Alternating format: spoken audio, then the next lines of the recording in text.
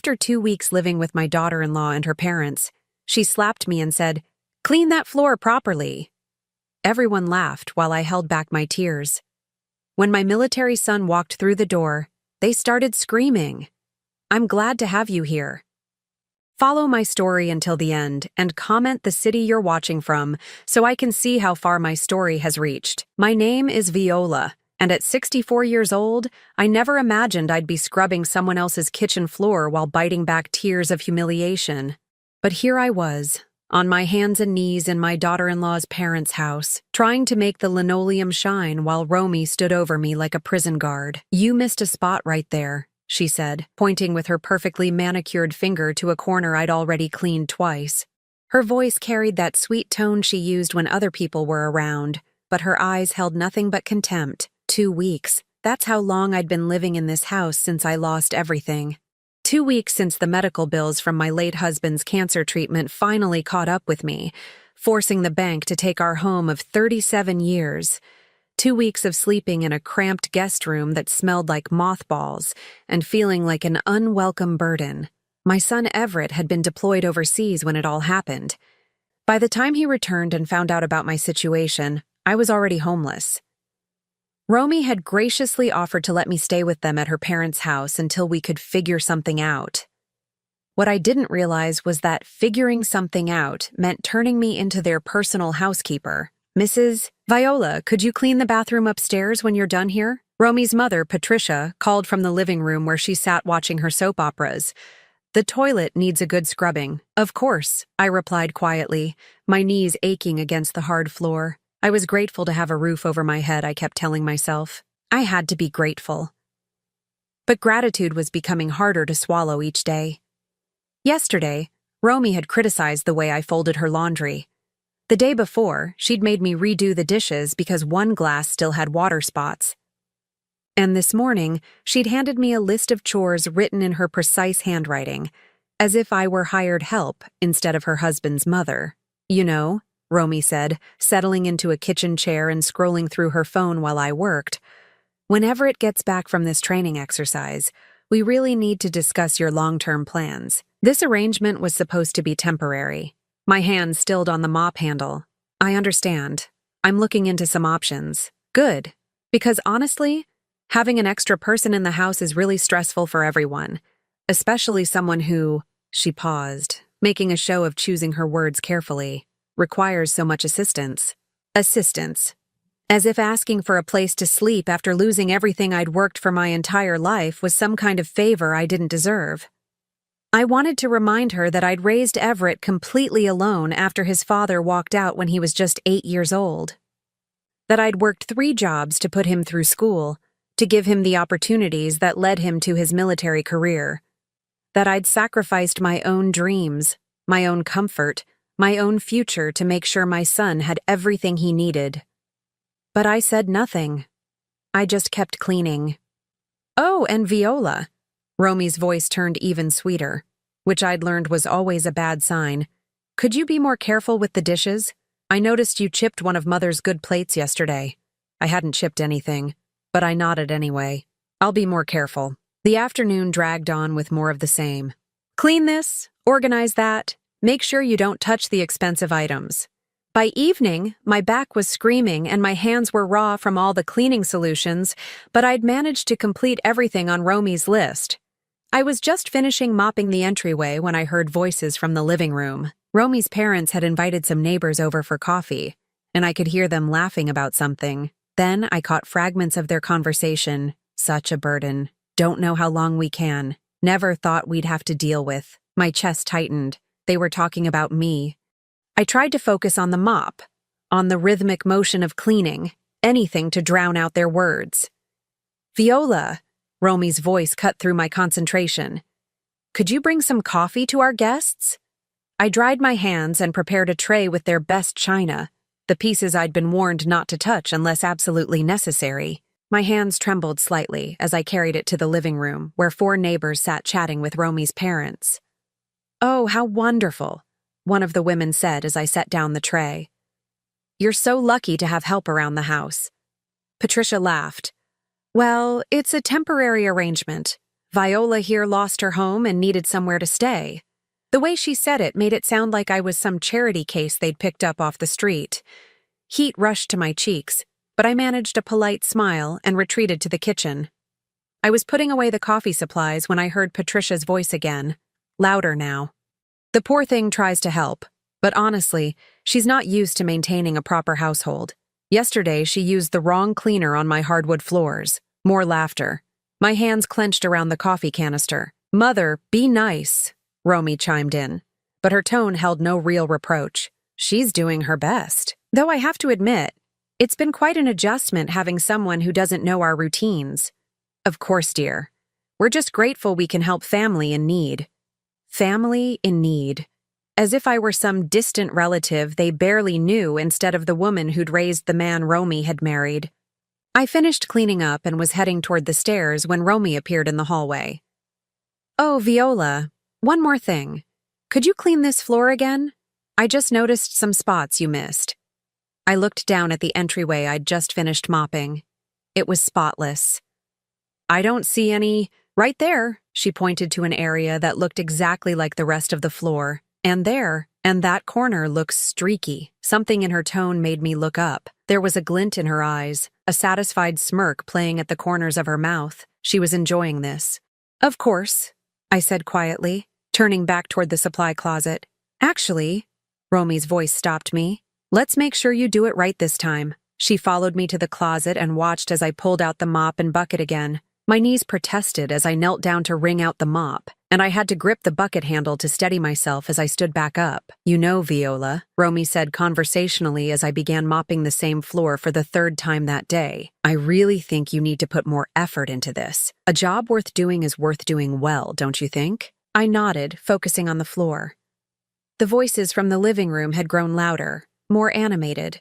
Someone was telling a funny story, and everyone was laughing. I mean, when I was growing up, my mother taught me that if you can't do something properly, you shouldn't do it at all. Romy's voice was getting sharper now, losing its fake sweetness. "Maybe that's why you're in this situation in the first place." The mop froze in my hands. "Excuse me?" "I'm just saying," Romy shrugged, examining her nails. "Maybe if you'd been better at managing your finances or taking care of your home or planning for the future, you wouldn't need to depend on other people now." Each word hit me like a physical blow. The implication that somehow I was responsible for my husband's cancer, for the medical bills that had consumed our savings, for the economy that had made it impossible to keep up with everything. "I did my best," I said quietly. "Did you, though?" Romy tilted her head, studying me like I was an interesting specimen. "Because from where I'm standing, it looks like you made a lot of poor choices that led you here." The laughter from the living room seemed to mock me now. Here I was, a woman who'd worked her entire life, who'd raised a son to be a good man, who'd been married for 40 years to a man I loved with all my heart, being lectured by a woman half my age about poor choices. "You're working too slowly," Romy said suddenly. "The guests can see you from the living room doorway, and it's embarrassing. They probably think we don't know how to properly supervise domestic help." Domestic help. The words stung more than any slap could have. I tried to work faster, but my aging body wasn't cooperating. My knees ached, my back screamed, and my hands were cramping from gripping the mop handle too tightly. "This is ridiculous," Romy muttered, loud enough for me to hear. "You can't even clean a simple floor properly." That's when it happened. As I was struggling to maneuver the mop around the corner near the front door, Romy suddenly stepped forward. "Move!" she said sharply, and before I could react, her hand connected with my cheek in a sharp slap that echoed through the hallway. The shock of it sent me stumbling backward. The mop clattered to the floor, and I had to grab the wall to keep from falling. My cheek burned, and tears sprang to my eyes before I could stop them. "Clean this floor right!" Romy's voice was no longer sweet at all. It was hard, cruel, full of a viciousness I'd only seen glimpses of before. "And stop being so pathetic about it." The voices from the living room had stopped. I could feel eyes on us, and when I glanced toward the doorway, I saw Patricia and her guests staring. But instead of shock or concern, I saw amusement on their faces, One of them was actually smiling. "Oh my," Patricia said with a little laugh. "Romy certainly knows how to handle difficult situations." Another guest chuckled. "Sometimes you have to be firm with people who don't understand boundaries." They were laughing. These people were watching a 64-year-old woman get slapped by her daughter-in-law, and they were laughing about it. I stood there frozen, my hand pressed to my burning cheek, trying to process what had just happened. The humiliation was complete. I wasn't just unwelcome here, I was entertainment. Romy bent down and picked up the mop, shoving it back into my hands. "Try again," she said coldly. "And this time, do it right." I took the mop with shaking hands, my vision blurred with tears I refused to let fall. Not in front of them. I wouldn't give them that satisfaction.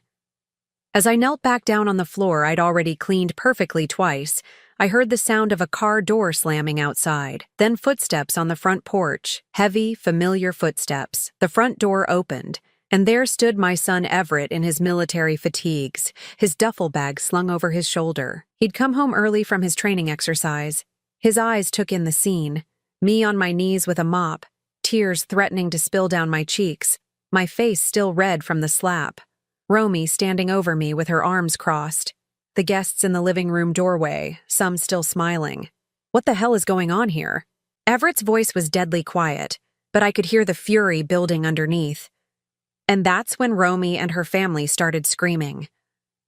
"What the hell is going on here?" Everett's voice exploded through the hallway like thunder. I'd never heard my son sound like that before, not even as a child when he was at his angriest. This was the voice of a man who'd seen combat, who'd commanded troops, who wouldn't tolerate any form of nonsense. But Romy, instead of backing down, immediately went into full victim mode. "Everett, thank God you're home," she cried, rushing toward him with tears suddenly streaming down her face. "Your mother has been so difficult, I don't know what to do anymore." "Difficult?" Everett's eyes were fixed on me, still kneeling on the floor with the mop in my hands, my cheek still burning from her slap. "What do you mean, difficult?" "She won't listen to anything I say," Romy continued, her voice taking on that whining tone she used when she wanted sympathy. "I try to help her, to give her simple tasks to make her feel useful, but she argues with everything. And just now she was being so disrespectful, I had to—" "You had to what?" Everett's voice dropped to that dangerous quiet again. He stepped closer to me, and I saw his jaw clench as he noticed the red mark on my cheek. "Did you hit my mother?" "I barely touched her," Romy protested. "She was being completely unreasonable and You hit my mother?" The explosion was so sudden and so loud that everyone in the room jumped. Patricia's coffee guests scrambled to gather their things, suddenly very interested in leaving. But Everett wasn't done. "Mom, get up from there," he said to me, his voice gentler but still shaking with rage. "Right now." I struggled to my feet, my knees protesting after all the time I'd spent on that floor. Everett immediately took my arm to steady me, and the gentleness of his touch compared to the fury in his voice made my throat tight with emotion. "Now," he said, turning back to Romy, "explain to me why my mother was on her hands and knees scrubbing your floor like a servant." "She's not a servant," Patricia interjected from the living room doorway, clearly trying to salvage the situation. "She's family. She was just helping around the house while she stays here." "Helping?" Everett looked around the pristine entryway, then back at his wife. "This floor is spotless. Why was she cleaning it?" "Because she missed spots the first time," Romy said, lifting her chin defiantly. "I'm just trying to maintain standards in this house." "Standards." Everett repeated the word slowly, like he was tasting something bitter. "And your standards include hitting a 64-year-old woman?" "I told you, I barely touched her. I can see the handprint on her face." That's when Romy made her biggest mistake. Instead of apologizing, instead of showing any remorse at all, she crossed her arms and said, "Well, maybe if she'd do things right the first time, I wouldn't have to correct her." The silence that followed was deafening. Even Patricia's remaining guests seemed to sense that something terrible was about to happen. "Correct her?" Everett's voice was so quiet now that everyone had to strain to hear it. "Did you just say you needed to correct my mother?" "Everett, honey, you don't understand how challenging this has been." "No, You don't understand." He stepped closer to Romy, and for the first time since I'd known her, I saw real fear in her eyes. "This woman raised me completely alone after my father walked out on us when I was 8 years old. Do you know what she did to support us?" Romy didn't answer, but her face was starting to pale. "She worked 3 jobs," Everett continued, his voice getting stronger with each word. "3 jobs, Romy. She cleaned office buildings at night, worked in a factory during the day, and took in laundry on weekends. Also, I could have food on the table and clothes on my back." "Everett, please," I started to say, but he held up a hand. "No, Mom, she needs to hear this." He turned back to Romy. "Do you know why she worked in that factory? Because it paid 50 cents more per hour than the other jobs she could get. Do you know what happened in that factory?" I felt my chest tighten. I'd never told Everett the full story about my accident. "She lost 3 fingers in a machine accident when I was 15, Everett said, his voice cracking slightly. 3 fingers. Because the safety equipment was broken, and she was too afraid to complain about it because she needed that job to pay for my school clothes." Romy's eyes widened. She'd never known about my accident, about the fingers I'd lost. I'd always worn gloves or kept my hands positioned so she wouldn't notice. "And did she ever complain?" Everett continued. "Did she ever make me feel guilty about the sacrifices she was making?" "No. She told me the bandages were from a cooking accident and went right back to work the next week." Tears were streaming down my face now, but I couldn't stop them. I'd never heard Everett talk about our early years like this, with such clarity about what I'd gone through. "She put me through school," he continued. "She saved every penny so I could go to college, so I could join the military as an officer instead of enlisted. She gave up dating, gave up any chance at her own happiness because she was focused on giving me the best life she could." "I didn't know," Romy started, but Everett cut her off. "You didn't know because you never bothered to ask. You never bothered to learn anything about the woman who made me the man you claim to love." Patricia finally found her voice. "Everett, dear, I think you're overreacting. Romy was just trying to..." "Trying to what?" He wheeled around to face his mother-in-law. "Trying to humiliate my mother? Trying to turn her into your personal cleaning lady? Trying to make her feel worthless? Now see here, young man," Patricia's husband finally spoke up. "You can't come into our house and..." "Your house?" Everett's laugh was harsh and bitter.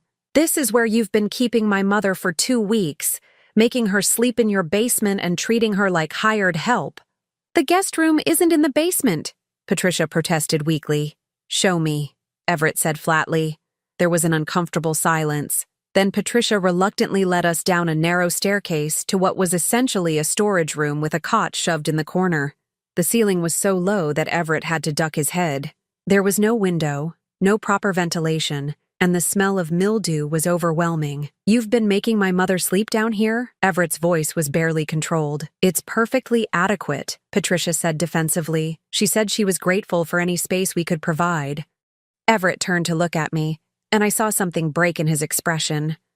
"Mom, why didn't you tell me?" "You were away for training," I said quietly. "I didn't want to bother you with..." "Bother me?" He ran his hands through his hair. "Mom, you're never a bother. You're my mother. You're the most important person in my life." Behind us, Romy made a small sound of protest. "That's right," Everett said, turning to face her. "More important than you. More important than anyone. This woman sacrificed everything for me, and you've been treating her like garbage." "I was just trying to help her feel useful," Romy said, but her voice was getting smaller. "By making her scrub floors on her hands and knees? By slapping her in front of your parents' friends? By humiliating her? It wasn't like that. It was exactly like that." Everett exploded again. "I saw it. I walked in and saw my mother on her knees, crying, with your handprint on her face, while a room full of people laughed at her. The truth of it hung in the air like a physical weight. No one could deny what he'd seen. And you know what the worst part is?" Everett continued, his voice dropping to that dangerous quiet again. "She was grateful. Even after everything you've put her through, she was grateful for a roof over her head. Because that's who she is. That's who you married into, Romy. A family where we take care of each other, where we respect each other, where we would rather die than see each other suffer. He paused, looking around at all of them. But that's not who you are, is it? Romy's face crumpled. Everett, please, I love you. I love our family. I was just stressed with having an extra person in the house and… An extra person? Everett stared at her in disbelief. That extra person is my mother. She's not some stranger we picked up off the street. She's the woman who made me who I am. I know that, No, you don't know that. No. If you knew that, really knew it, you never would have treated her this way. He turned to me then, his expression softening. Mom, get your things. We're leaving. Everett, where will we go? I asked. I don't care if we have to sleep in my car, he said firmly. We're not staying here another minute. You can't just leave, Romy cried. We're married. We're supposed to work through problems together.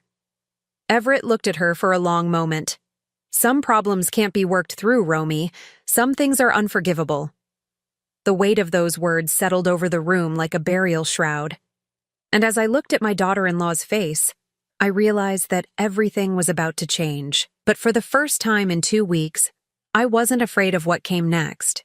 The silence in that cramped basement room stretched on until I thought it might suffocate us all.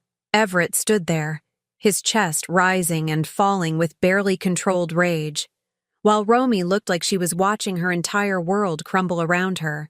Everett, please, she whispered, reaching for his arm. Can we just talk about this privately? He pulled away from her touch like she'd burned him. Privately, like how you privately decided to abuse my mother for 2 weeks while I was gone. I wasn't abusing her. Then what would you call it? His voice was ice cold.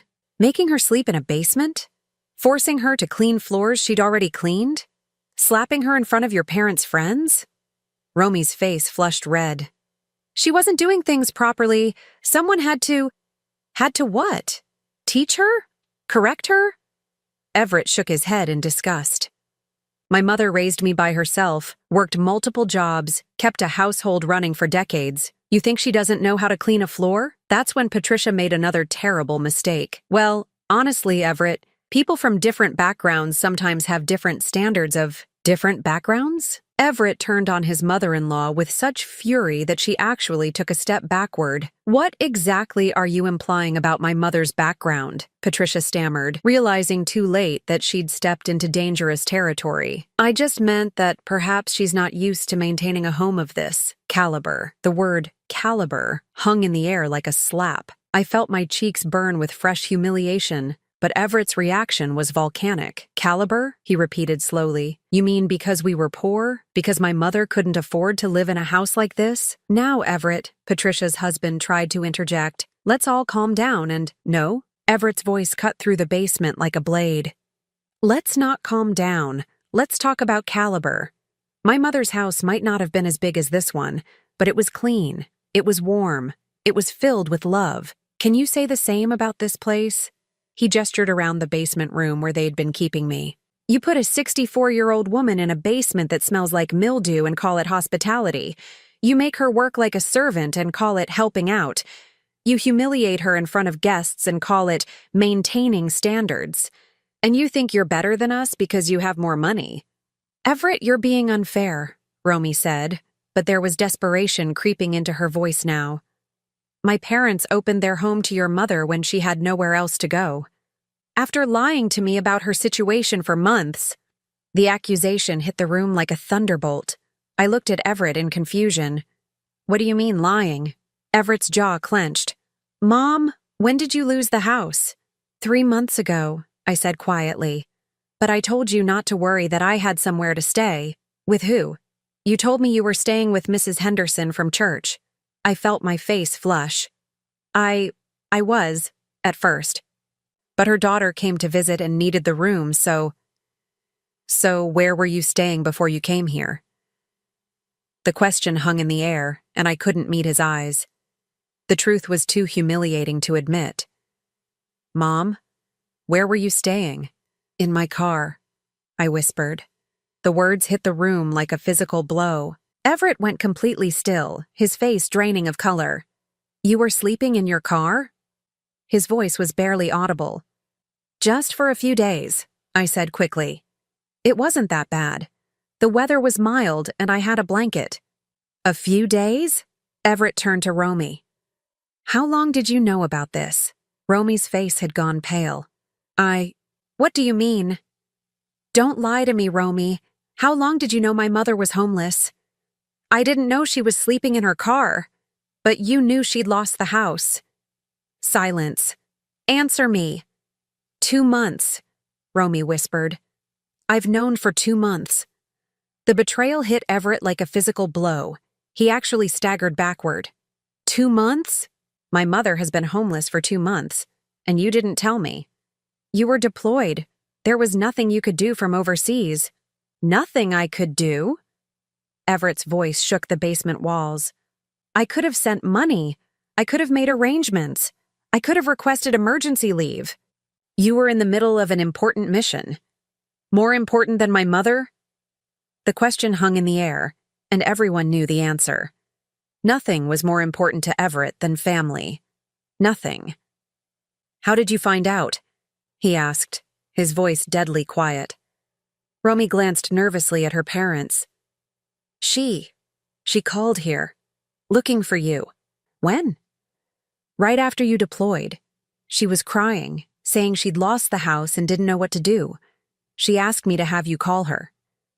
My heart sank as I remembered that phone call. I'd been so desperate, so scared. I'd swallowed my pride and called Romy because I didn't know what else to do. And what did you tell her? Everett asked. I told her you were busy and couldn't be disturbed. And then, Romy looked like she wanted to disappear. She kept calling, every few days, always crying, always asking for you. For 2 months, my mother called you asking for help, and you never told me. I handled it. I told her she could come stay here when you got back. You handled it? Everett stared at her in disbelief. By letting her sleep in her car for 2 months while you handled it? That's when the full scope of Romy's deception became clear. She hadn't just hidden my situation from Everett. She'd actively prevented him from finding out, even when she knew I was desperate and alone. There's more, isn't there? Everett said, reading something in her expression. What else haven't you told me? Romy's silence was answer enough. What else, Romy? She asked about borrowing money. Just a little, to help with a deposit on a small apartment. And I told her we couldn't afford it. Everett laughed, but there was no humor in it. Couldn't afford it? I have $30,000 in savings. Money I've been putting aside for our future. That money is for us, for our house, our family. My mother is my family. The words echoed through the basement, final and absolute. And in that moment, I saw Romy realize that she'd lost. She'd gambled on Everett choosing her over me, and she'd lost everything. You let my mother sleep in her car, Everett said slowly, for 2 months. While I had money sitting in the bank that could have helped her. You intercepted her calls for help. You lied to me about her situation. And then, when you finally, graciously allowed her to come here, you treated her like a servant. He paused, looking around at all of them. And you thought I'd never find out? We were going to tell you, Patricia said weakly. Once you were settled back home. You were going to tell me that you'd been abusing my mother? We weren't abusing her. Then what would you call making her sleep in a basement and slapping her for not cleaning properly? No one had an answer for that. Everett turned to me, his expression soft with pain and guilt. Mom, I'm so sorry. I should have checked on you more. I should have called you directly instead of going through Romy. You were serving your country, I said quietly. I didn't want to be a distraction. You're never a distraction. You're my mother. He took my hands in his, and I saw him notice my missing fingers for the first time in years. His jaw tightened. I failed you. No, you didn't? Yes, I did. I trusted someone who didn't deserve it. I let someone hurt you because I was too blind to see who she really was. He turned back to Romy, and the look in his eyes was colder than I'd ever seen it. Pack your things, he said quietly. What? Pack your things. We're done. Romy's face crumpled. Everett, no, you can't mean that. We're married. People have fights. They work through them. This isn't a fight, Romy. This is you showing me exactly who you are. And I don't like what I see. I can change. I can be better. You had 2 months to be better. 2 months while my mother was homeless and desperate, calling you for help. And instead of being better, you chose to be cruel. He started walking toward the basement stairs. Come on, Mom. Let's get your things. Everett, wait. Romy grabbed his arm. You're making a mistake. Your mother is manipulating you. She's making you choose between us. Everett stopped and turned back to her. No, Romy, I'm not choosing between you and my mother. I'm choosing between right and wrong. And you're wrong. As we climbed those basement stairs together, I heard Romy start to cry behind us. Real tears this time. Not the fake ones she'd used to manipulate situations. But it was too late for tears. Some things, once broken, can never be fixed. And my son's trust in his wife was one of them. The car ride to Everett's apartment was quiet except for the sound of Romy's sobs echoing from the house we'd left behind. My son's hands gripped the steering wheel so tightly his knuckles were white, and I could see the muscle in his jaw twitching with barely contained emotion. I should have known, he said finally, breaking the silence. I should have seen what kind of person she was. Everett, you couldn't have known? Yes, I could have. His voice was thick with guilt. There were signs, Mom. Little things. The way she talked about people who had less money than us. The way she treated waiters and store clerks. I told myself it was just her being particular about standards, but it wasn't. It was her showing me exactly who she was, and I chose not to see it. I wanted to comfort him, but I knew he needed to work through this pain in his own way. We drove through the familiar streets of town, and I found myself looking at everything with new eyes. These were places where I'd lived my entire adult life, where I'd raised my son, where I'd built a life with his father before everything fell apart. I'm not going back to her, Everett said suddenly. Son, you don't have to make any permanent decisions right now. You're upset, and rightfully so, but no, Mom. He pulled into the parking lot of his apartment complex and turned to look at me. This isn't something I'm going to get over or work through. What she did to you, the way she treated you, the lies she told, that's not something you come back from. I studied his face, seeing my own stubborn determination reflected there. Marriage is hard work, Everett. People make mistakes. This wasn't a mistake. A mistake is forgetting to call you back or accidentally hurting your feelings. This was deliberate cruelty. She made a choice to let you suffer, and she made that choice every single day for 2 months. He was right, of course, but I'd spent so many years making excuses for other people's behavior, trying to see the good in everyone, that it was hard to accept that some people simply didn't deserve the benefit of the doubt. What about your life together? Your plans? Everett was quiet for a moment. What life? What plans? I thought I was building something with someone who shared my values, who understood what family meant. But I was wrong. Romy doesn't understand family. She doesn't understand loyalty or sacrifice or putting other people before yourself. We sat in the car for a few more minutes, both of us lost in our own thoughts. Finally, Everett got out and came around to help me with my single suitcase, the only possessions I had left in the world. His apartment was small but comfortable, decorated with the sparse functionality of a military man who'd spent years living out of barracks. There was a couch, a television, a small dining table, and not much else. But it felt warmer and more welcoming than that basement room had ever been. You can take the bedroom, Everett said, setting my suitcase down. I'll sleep on the couch. Absolutely not. I won't put you out of your own bed. Mom, no arguments. I've been sleeping on a cot in a basement for 2 weeks. Your couch will feel like a luxury hotel. He smiled at that. The first real smile I'd seen from him since he'd walked into that house and found me on my knees. Okay, but just temporarily. We'll figure out something better. That night, as I lay on his couch listening to him move around in the bedroom, I found myself thinking about the future for the first time in months.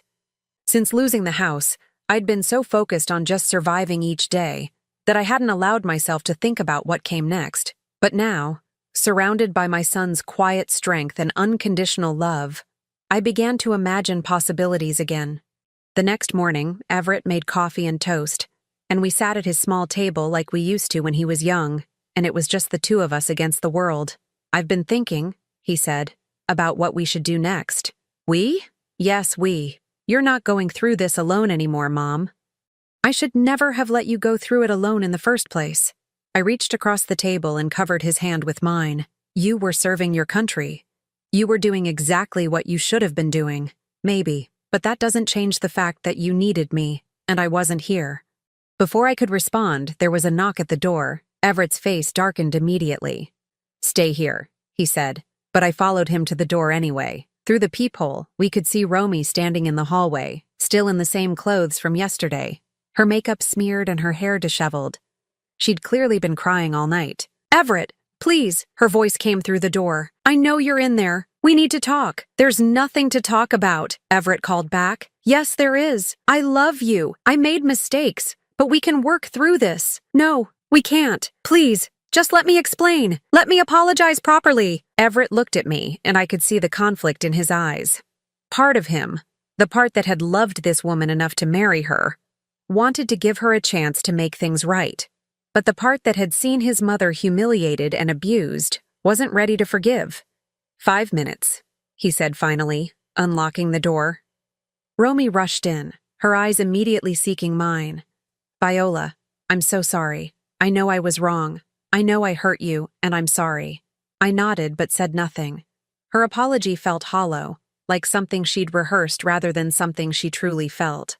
"I was stressed," she continued, turning back to Everett. "Having an extra person in the house, trying to make everything perfect for when you came home. I took it out on your mother, and that was wrong." "Stressed?"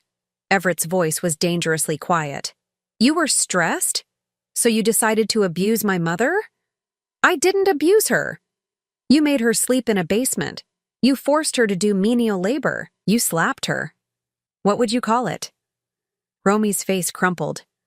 "I was trying to help her feel useful. I thought if she had things to do, responsibilities, she wouldn't feel like such a burden." The word burden hit me like a physical blow, and I saw Everett's face darken even further. "My mother is not a burden," he said slowly. "That's not what I meant. That's exactly what you meant. That's how you saw her, as a burden, as something you had to deal with until I came home to handle it. Everett, please. And the lies? The 2 months you let her sleep in her car while lying to me about her situation? How do you explain that?" Romy was crying again now, real tears this time. "I panicked. I didn't know what to do. You were deployed and I couldn't reach you, and I thought—" "You thought what? That you could handle my mother's homelessness by ignoring it? I was going to help her when you got back. I was going to—" "You were going to what? Keep treating her like a servant? Keep humiliating her?" That's when I finally spoke up.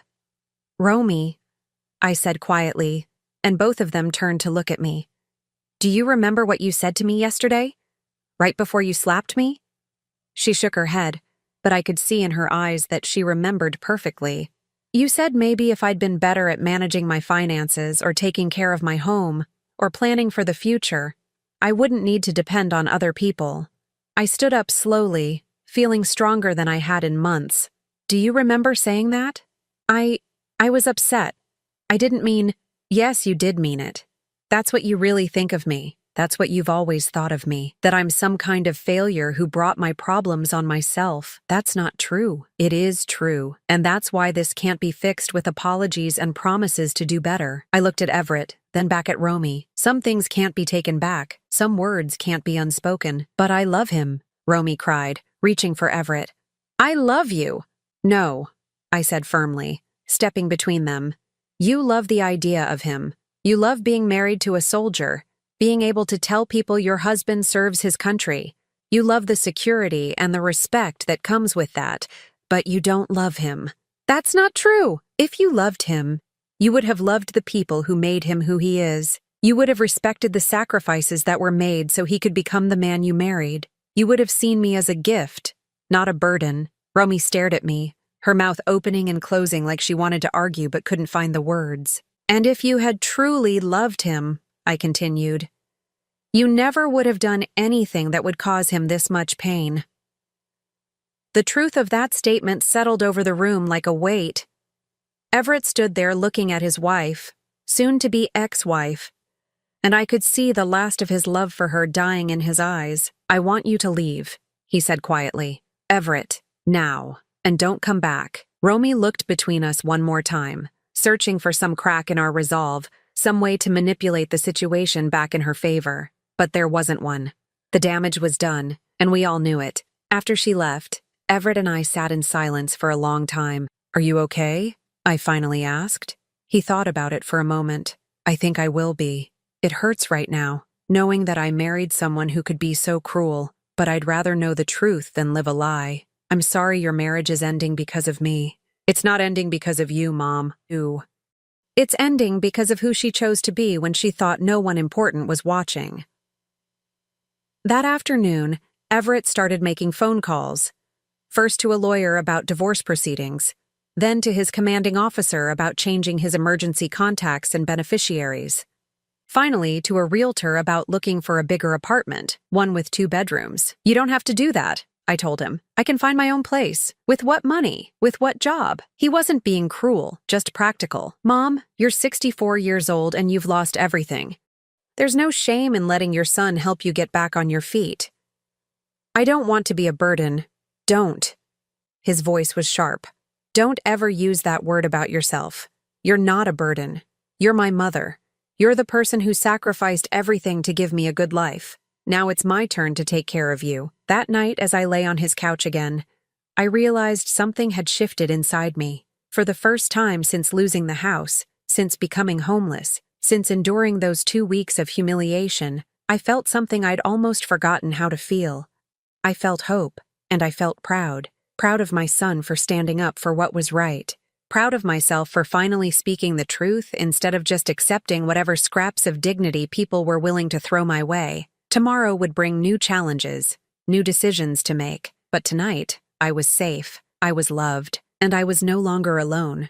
That was enough, more than enough. It was everything. 3 weeks after leaving Romy's parents' house, Everett and I had settled into a routine that felt surprisingly natural. He would leave for base early in the morning, and I would spend my days job hunting, apartment searching, and slowly rebuilding the confidence that had been systematically destroyed during those 2 weeks of humiliation. The divorce papers had been filed, and Romy had been surprisingly quiet since that final confrontation in Everett's apartment.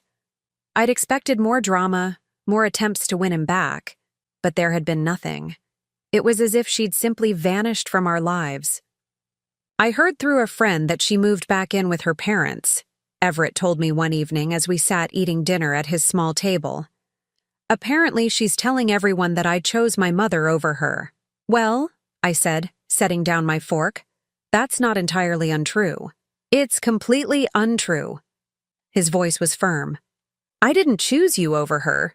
I chose right over wrong. I chose treating people with dignity over treating them like garbage. She just happened to be on the wrong side of that choice." That same week, I got a call that changed everything. "Mrs. Harrington?" The voice on the phone was warm and professional. "This is Margaret Chen from the Riverside Community Library. I understand you're looking for employment?" I gripped the phone tighter. "Yes, I am. Your son gave us your name. He mentioned that you have experience in bookkeeping and administration?" Everett had been working his network, quietly reaching out to people he knew who might have opportunities for someone my age. The library was looking for someone to work part-time, managing their volunteer programs and helping with administrative duties. "I'd love to come in for an interview," I said, trying to keep the excitement out of my voice. The interview was scheduled for the following Tuesday. I spent the weekend preparing, researching the library, thinking about how my decades of work experience might translate to this new opportunity. For the first time in months, I felt like I had something to look forward to. Monday night, as I was pressing my best interview outfit, a navy blue dress I'd managed to save from the house, there was a knock at the door. Everett answered it, and I heard a familiar voice that made my blood run cold. "I need to talk to Viola." "Romy." I came out of the bedroom to find her standing in the doorway, looking smaller somehow than she had 3 weeks ago. Her designer clothes were wrinkled, her usual perfect makeup was smeared, and there were dark circles under her eyes. "What do you want?" Everett's voice was cold. "Please," she said, looking directly at me. "Just 5 minutes. I need to say something." Against my better judgment, I nodded. 5 minutes. She stepped inside, and I could smell alcohol on her breath. Not drunk, but definitely drinking. "I've been thinking," she began, "about what happened. About what you said. I waited, saying nothing. You were right, she continued, her voice barely above a whisper. About me not really loving Everett. About me loving the idea of being married to him more than loving him. Everett started to speak, but I held up a hand to stop him. I wanted the perfect military wife life, Romy continued. The respect, the admiration, the security. I wanted to be able to tell people at parties that my husband was a hero, that we were this perfect American family. She paused, wiping her nose with the back of her hand. But I didn't want the reality of it. I didn't want to deal with deployments and worry and the kind of man who would put his mother before his wife. I thought if I could just manage the inconvenient parts, hide them or fix them, I could have the perfect life I wanted. So you decided to manage me, I said quietly. Yes. The admission came out like a sob. I thought if I could just control the situation, make you smaller, less important, less noticeable, then everything would be perfect when Everett came home. By humiliating me, by making me feel worthless. I told myself you were being dramatic, that you were fine, that you were just difficult. She looked up at me with tears streaming down her face. But you weren't difficult. You were grieving and scared and desperate, and I made it worse because it was inconvenient for me. The honesty of it was brutal. Part of me wanted to comfort her, to tell her it was okay, that we all make mistakes, but the larger part of me, the part that had learned to value my own dignity, remained silent. I don't expect forgiveness, she said. I don't deserve it. I just wanted you to know that I understand now what I did, what I am. She turned to Everett then. And I wanted you to know that you're better off without me. Your mother raised a good man, a man with real values and real love. I would have destroyed that eventually. With that, she turned and walked out, leaving us both staring after her. That was unexpected, Everett said finally. Yes, it was. Does it change anything for you? I thought about it for a moment. It helps to know that she understands what she did, but no, it doesn't change anything. Some damage can't be undone, even with understanding. The next morning, I walked into the Riverside Community Library for my interview feeling more confident than I had in months. Margaret Chen was a woman about my own age, with kind eyes and a firm handshake. Tell me about yourself, Mrs. Harrington, she said as we settled into her office. I found myself talking not just about my work experience, but about my life. About raising Everett alone, about the jobs I'd worked, the challenges I'd faced, the recent losses I'd endured. Instead of feeling ashamed of my circumstances, I felt proud of my resilience. You've certainly faced your share of difficulties, Margaret said when I finished. How do you think those experiences would help you in this position? I think, I said slowly, that when you've had to rebuild your life from nothing, you understand how important places like this library are, how important it is for people to have somewhere they can go to better themselves, to find resources, to feel valued and respected regardless of their circumstances. Margaret smiled. When can you start? I walked out of that library with a job, a purpose, and something I'd thought I'd lost forever, a sense of my own worth. That evening, Everett and I celebrated with dinner at a small restaurant downtown. As we sat across from each other, I looked at my son, this good, strong man I'd raised, and felt a deep sense of pride. You know, I said, I think I owe Romy a thank you. Everett nearly choked on his water. What? If she hadn't shown me exactly how far I'd fallen, how little I'd been valuing myself, I might never have found the strength to stand back up. Mom, you've always been strong. No, I haven't. I've been surviving, which isn't the same thing. For months after your father died, after I lost the house, I just accepted whatever scraps of dignity people were willing to give me. I was so grateful for any kindness that I forgot I deserved to be treated well.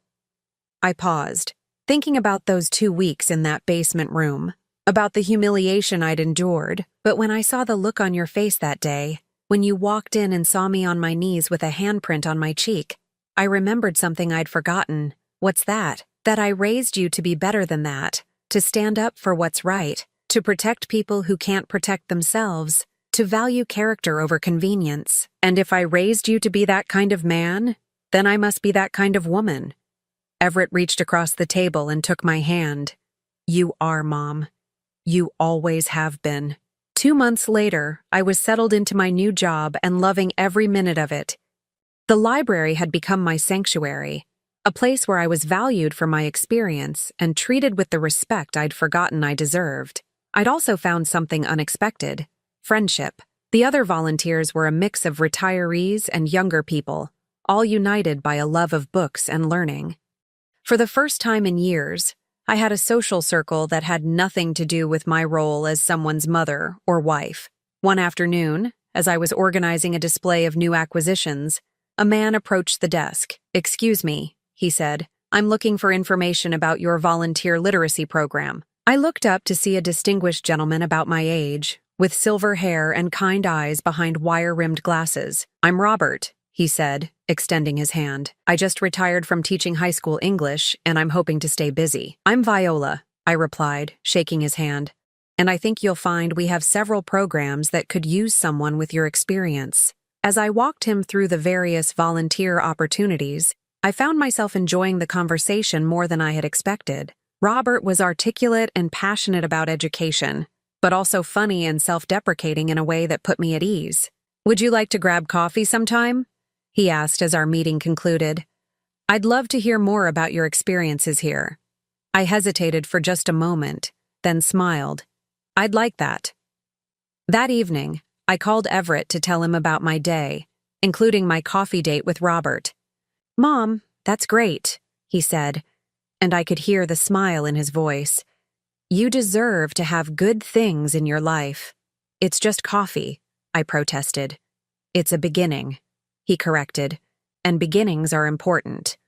As I hung up the phone, I realized he was right. This was a beginning, not just with Robert, but with this new version of myself, the version that knew her worth, that refused to accept less than she deserved, that understood the difference between surviving and truly living. I looked around Everett's apartment, which had been my home for the past few months, and felt a deep sense of gratitude. Not just for the roof over my head, but for the journey that had brought me here. For the son who had stood up for me when I couldn't stand up for myself. For the wake-up call that had reminded me who I really was. Tomorrow would bring new challenges, new opportunities, new possibilities. But tonight, I was exactly where I belonged, surrounded by love, strengthened by adversity, and ready for whatever came next. For the first time in longer than I could remember, I was truly happy. 6 months later, I stood in the kitchen of my own apartment, a small but bright one-bedroom place just 10 minutes from the library, making coffee for two. Through the window, I could see the sunrise painting the sky in shades of pink and gold, and I felt that familiar surge of gratitude that had become my morning ritual. The apartment wasn't much: secondhand furniture, discount store curtains, a kitchen table that wobbled slightly, but it was mine. Every stick of furniture, every dish in the cupboard, every book on the shelf had been chosen by me, paid for with money I'd earned through my own work. After months of feeling like a burden, like someone who existed at the mercy of others' charity, having my own space felt like a miracle. Robert emerged from the bathroom, his silver hair still damp from the shower. We'd been dating for 4 months now, taking things slowly, learning each other's rhythms and histories with the careful patience of people who understood that real love was worth waiting for. "Coffee smells wonderful," he said, dropping a kiss on the top of my head as he passed. "I made your favorite," I replied, handing him a mug. "Extra strong, just a touch of cream." This was our Saturday morning routine. Robert would stay over Friday nights, and we'd spend Saturday morning reading the paper together, discussing current events and sharing stories from our weeks. It was a quiet kind of happiness, the kind I'd never thought I'd have again. "Any plans for today?" he asked, settling into the chair across from me. "Everett's coming over for lunch. He wants to show me something." Robert smiled. He'd met my son several times now, and the two men had developed a genuine respect for each other. Robert understood that Everett would always be the most important man in my life, and Everett appreciated that Robert treated me with the kindness and respect I deserved. "He's been mysterious about it all week," I continued. "Just keeps saying he has something to show me." An hour later, Robert headed home to tend to his garden, and I spent the morning cleaning and preparing lunch for Everett's visit. As I worked, I found myself thinking about how much had changed in the past year. The library job had been a lifesaver in more ways than one. Not only had it given me financial independence, but it had restored my sense of purpose. I loved helping people find the resources they needed, whether it was a job seeker looking for career guidance or an elderly patron learning to use a computer. Every day reminded me that I had value, that my experience and wisdom were assets rather than burdens. I'd also discovered that I was braver than I'd ever imagined. Last month, when a patron had become verbally abusive toward one of the younger volunteers, I'd stepped in without hesitation, calmly but firmly escorting the man out and making it clear that disrespectful behavior wouldn't be tolerated. The old Viola, the one who had accepted Romy's abuse because she was grateful for a roof over her head, would never have done that. Everett arrived at noon, carrying a manila folder and wearing the kind of smile that meant he was up to something. "What's in the folder?" I asked, hugging him tight. "Patience, Mom. Lunch first, then surprises." Over grilled cheese sandwiches and tomato soup, his favorite meal since childhood, we caught up on his week. The divorce from Romy had been finalized 3 months ago, and while I knew he was still healing from the betrayal, he seemed lighter these days. More like the young man I'd raised than the conflicted husband he'd become.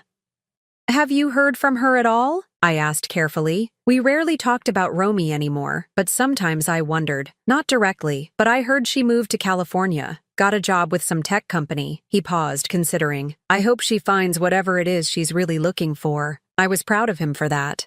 It would have been easy to hold on to anger, to wish bad things for someone who had caused so much pain. But Everett had chosen to let go of the bitterness, to focus on building something better rather than dwelling on what had been destroyed. "Now," he said, finishing his sandwich.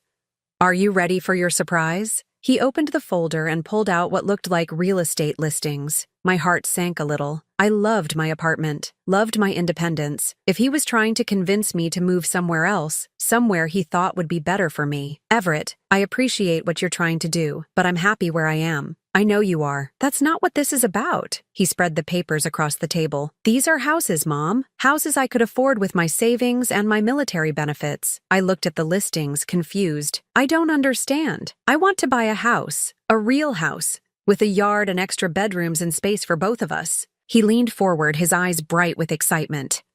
"I want us to live together again, Mom. Not because you need taking care of, but because I miss having you in my life every day." The words hit me like a warm wave. "Everett, I know you're independent now. I know you can take care of yourself. But that doesn't mean we have to live separately. We're family. We're a team. We always have been." I studied the listings, seeing not just houses but possibilities. A garden where I could grow vegetables like I used to.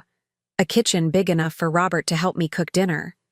A guest room for when friends from the library came to visit. "What about your future?" I asked. "What about when you meet someone, when you want to start a family of your own? Then we'll figure it out when that happens. But right now, this is what I want. This is what would make me happy."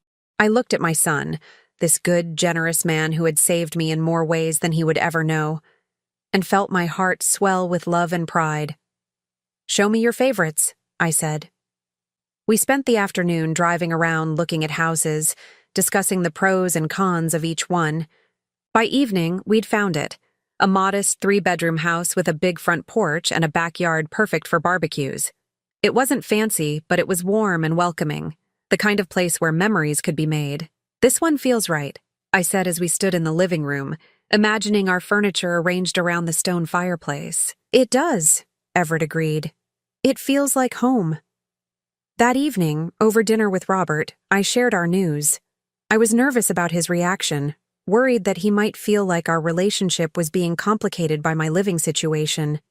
"That's wonderful," he said immediately. "Everett's a good man, and you two have something special. Besides," he grinned, "that house has a much better kitchen than your apartment. I'm looking forward to cooking in it." The assumption that he would be welcome, that our relationship would continue and grow in this new setting, filled me with warmth. This was what healthy relationships looked like: flexibility, support, and the understanding that love enhanced life rather than constraining it. 3 months later, we moved into our new house.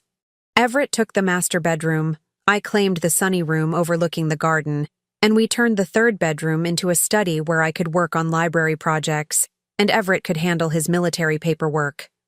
The housewarming party was small, but perfect. Robert brought wine and helped me set up the buffet. Margaret from the library came with her husband, along with several of my volunteer friends. A few of Everett's military buddies showed up with their families, and suddenly our quiet house was filled with laughter and conversation. As I stood on the back porch, watching Robert show some of the kids how to identify different bird species in our yard, while Everett grilled burgers and shared stories with his friends, I felt a deep sense of contentment. This was what I'd been working toward my entire life without even realizing it. Not the perfect house or the perfect family, but this, a life built on authentic relationships, mutual respect, and genuine love. "You look happy," Margaret said, joining me on the porch. "I am happy," I replied, and meant it completely. For the first time in a very long time, I'm exactly where I belong. Later that evening, after everyone had gone home and the dishes were washed, Everett and I sat on the front porch swing watching the stars come out. "Do you ever regret it?" I asked. "The divorce? Starting over? All of it?" He considered the question seriously. "I regret that I married someone who could be cruel to you. I regret that I wasn't there when you needed me most. But I don't regret leaving her. And I don't regret this." He gestured toward the house, toward our new life. "This feels right in a way that my marriage never did. What about when you meet someone new? Then I'll meet someone who understands that you're part of the package. Someone who sees having you in our lives as a blessing, not a burden." He paused. "Someone like Robert sees you." The comment made me smile. Robert and I had been talking about moving in together, taking the next step in our relationship. The prospect excited rather than frightened me, which seemed like a good sign. "You know what the best part is?" Everett continued. "Watching you become yourself again. The real you, not the version you thought you had to be to deserve love." His words reminded me of that terrible day when Romy had slapped me, when I'd been on my knees scrubbing a floor that was already clean, accepting humiliation because I'd forgotten I deserved better. "I almost lost myself completely," I admitted, "if you hadn't come home when you did. But I did come home, and you found your strength again. That's what matters." We sat in comfortable silence for a while, listening to the night sounds of our neighborhood. Somewhere in the distance, a dog barked. A car drove by with music playing softly. The ordinary sounds of ordinary people living ordinary lives. It struck me that this was what happiness really looked like. Not grand gestures or dramatic moments, but quiet evenings on front porches with people who loved you, kitchen tables where you felt safe to be yourself, work that gave you purpose, relationships built on respect rather than need. "I love you, son," I said quietly. "I love you too, Mom, always." 6 months later, Robert and I were married in a small ceremony in our backyard. Everett walked me down the makeshift aisle, and Margaret from the library served as my maid of honor. It wasn't the wedding of a young woman's dreams, but it was perfect for who I was now. A woman who had learned the difference between love and need, between partnership and dependence. As Robert and I exchanged vows under the oak tree in our backyard, surrounded by the people who had become our chosen family, I thought about the journey that had brought me here. The loss, the humiliation, the dark period when I'd forgotten my own worth. But also the awakening, the rediscovery of my strength, the slow rebuilding of a life based on dignity rather than desperation. "I promise," I said, looking into Robert's kind eyes, "to love you not because I need you, but because I choose you. Every day, I choose you." "And I promise," he replied, "to love the strong, independent woman you are, not some version of you that needs fixing or saving." That evening, as we cleaned up from the reception, I found myself alone in the kitchen for a moment. Through the window, I could see Everett and Robert setting up a fire in the backyard fire pit, laughing about something. The sight filled me with a contentment so complete it almost took my breath away. I thought about Romy sometimes, wondered if she'd found whatever it was she'd been searching for. I hoped she had learned, as I had, that real happiness couldn't be built on other people's diminishment, that love wasn't about control or manipulation, but about seeing and celebrating the best in each other. But mostly, I thought about gratitude. Gratitude for the son who had stood up for me when I couldn't stand up for myself. For the second chance at love that I'd never expected. For the work that gave my days meaning. for the community that had embraced me exactly as I was. I'd lost a house, but I'd found a home. I'd lost a sense of security, but I'd gained something more valuable, the knowledge that I could survive anything, could rebuild from nothing, could create a life worth living no matter what circumstances tried to define me. At 65 years old, I was finally exactly who I was meant to be. And that, I realized, was worth everything I'd had to endure to get here. The future stretched ahead of us, full of possibilities I couldn't yet imagine. But whatever came next, I would face it with dignity, with love, and with the unshakable knowledge that I deserved all the happiness I could create. And that was enough. More than enough. It was everything. Now I'm curious about you who listened to my story. What would you do if you were in my place? Have you ever been through something similar? Comment below. And meanwhile, I'm leaving on the final screen 2 other stories that are channel favorites, and they will definitely surprise you. Thank you for watching until here.